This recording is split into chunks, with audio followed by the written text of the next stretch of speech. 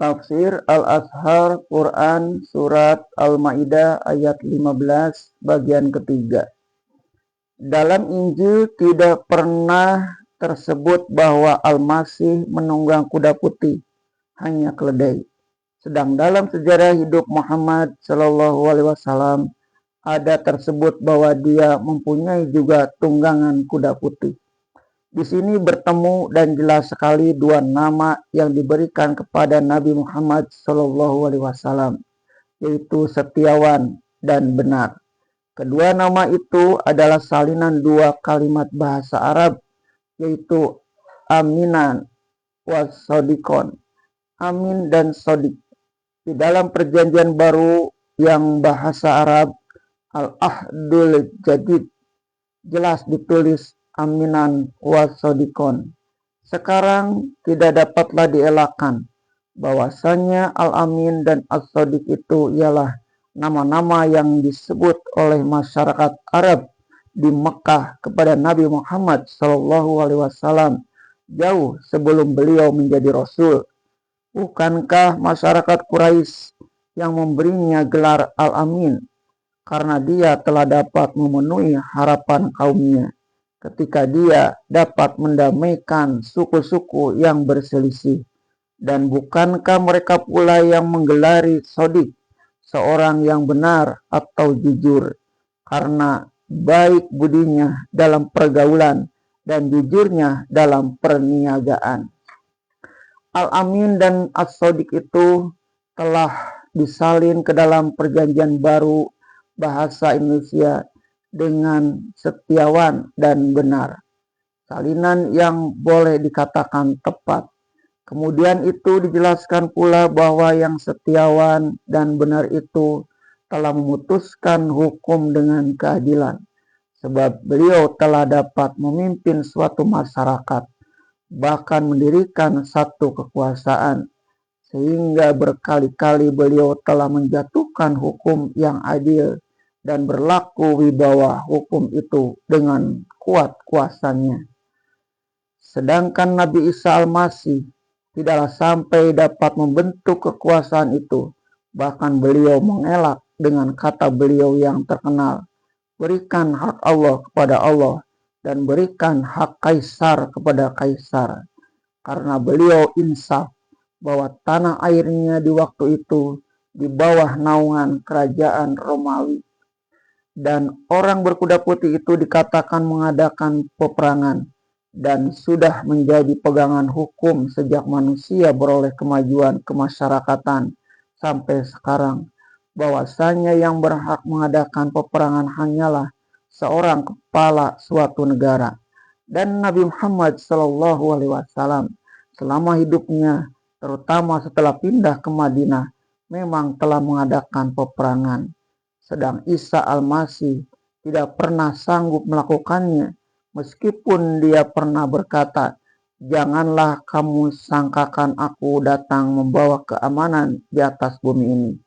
Bukannya aku datang membawa keamanan, melainkan pedang. Matius 10:13, Lukas 12, 51-53. Di dalam ayat 12 dikatakan bahwa matanya bersinar seperti nyala api. Dengan siapa gambar ini yang cocok? Kalau kita baca kitab-kitab Injil sendiri dan kita lihat gambar-gambar khayal yang dibuat orang Kristen tentang wajah Nabi Isa, Nabi kita Isa Al-Masih yang tertonjol pada gambar-gambar itu adalah sifat terpuji yang lemah lembut. Dan kalau kita baca sejarah Nabi Muhammad SAW, maka yang tertonjol pada diri beliau ialah sifat terpuji yang gagah perkasa. Satu hadis mengatakan, wa kana idza khotoba ihmaro ainuhu ka'annahu munjiru jaisin. Dan adalah beliau apabila berpidato merah nyala matanya, seakan-akan beliau hendak mengerahkan tentara. Disebut pula dalam ayat bahwa di kepalanya ada mahkota banyak. Mahkota artinya ialah pakaian kebesaran kerajaan. Memang banyak mahkota kekuasaan dan kerajaan yang telah dihiasi kepalanya, yaitu usaha dan perjuangan para sahabatnya yang melanjutkan perintah beliau, Abu Bakar, Umar, Utsman dan Ali, Amr bin As penakluk Mesir, Khalid bin Walid penakluk Syria, Sa'ad bin Abi Waqqas penakluk Persia. Sedang murid-murid Isa Al-Masih tidaklah mencapai martabat demikian. Di ayat 15 dikatakan bahwa dari mulutnya keluar yang tajam untuk memerangi orang kafir, yaitu yang tidak percaya kepada Allah. Pedang tajam keluar dari mulut, sehingga dengan dia orang kafir dapat diparang. Artinya ialah lidahnya yang tajam memutus leher musuh. Hujahnya yang kuat tidak dapat ditentang. Siapa yang menentang musuh hancur. Dia memerintahkan dengan tongkat besi, sesuai dengan apa yang diwahyukan Allah dalam surah Al-Hadid ayat 25, bahwasanya besi itu diturunkan Allah. Di dalamnya ada kekuatan yang besar dan berbagai manfaat bagi manusia. Di ayat 13 dikatakan bahwa jubahnya dipercik oleh darah. Memang jubah Nabi Muhammadlah yang kena percik oleh darah dari lukanya sendiri ketika dia diserbu oleh musuh-musuh yang hendak membunuhnya di peperangan Uhud, sampai luka tangan dan mukanya, dan patah satu di antara giginya, sampai kepalanya sendiri dibalut dengan kain putih.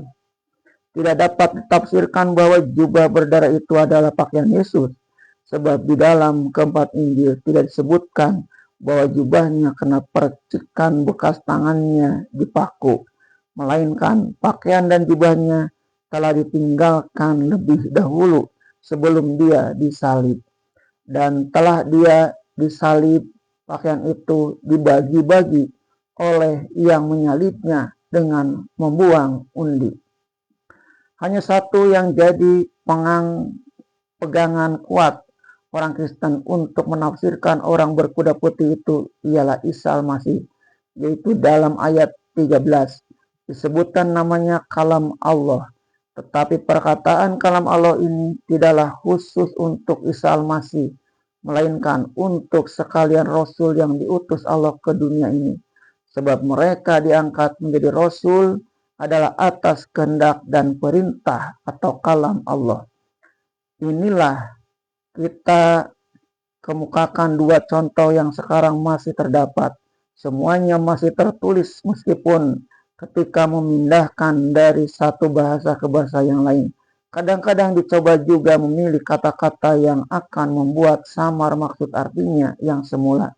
Namun bila dicari dengan saksama akhirnya akan bertemu juga. Itu sebabnya maka di tengah lagi pada lanjutan ayat, dan dia maafkan dari yang banyak lagi. Artinya banyak lagi cara yang dipakai oleh Yahudi dan Nasrani untuk mengubah-ubah dan menyembunyikan maksud atau arti dari suatu ayat. Tetapi tidak semuanya dibongkar oleh Rasulullah Shallallahu Alaihi Wasallam. Beliau maafkan karena kebesaran jiwa beliau, sebab beliau pun yakin. Sebab meskipun bagaimana mereka memutar-mutar dari yang mengubah dari kitab suci mereka sendiri, supaya tersembunyi nubuat Muhammad Sallallahu Alaihi Wasallam, namun cahaya kebenaran yang beliau bawa tidaklah akan dapat dipadamkan dengan kedustaan. Dan 5,5 abad terdahulu daripadanya, Nabi Isa Al-Masih telah memberi ingat kepada murid-muridnya supaya mereka menjaga diri daripada segala nabi palsu yang datang menyerupai dirinya seperti domba, padahal di dalam hati mereka seperti serigala. Matius 7:15. Lalu Nabi Isa menunjukkan tanda mana yang nabi palsu dan mana yang nabi sebenarnya. Beliau umpamakan dengan memetik buah-buahan, bahwasanya buah anggur tidaklah dapat dipetik dari pohon berduri, dan buah ara tidaklah dapat dipetik dari pohon unak. Sekarang pohon yang di tangan Nabi Muhammad itu telah tumbuh. Hanya rasa kebencian saja yang akan mengungkir bahwa yang tumbuh bukanlah pohon yang berduri, yang menghasilkan anggur, atau pohon unak, yang menghasilkan buah ara.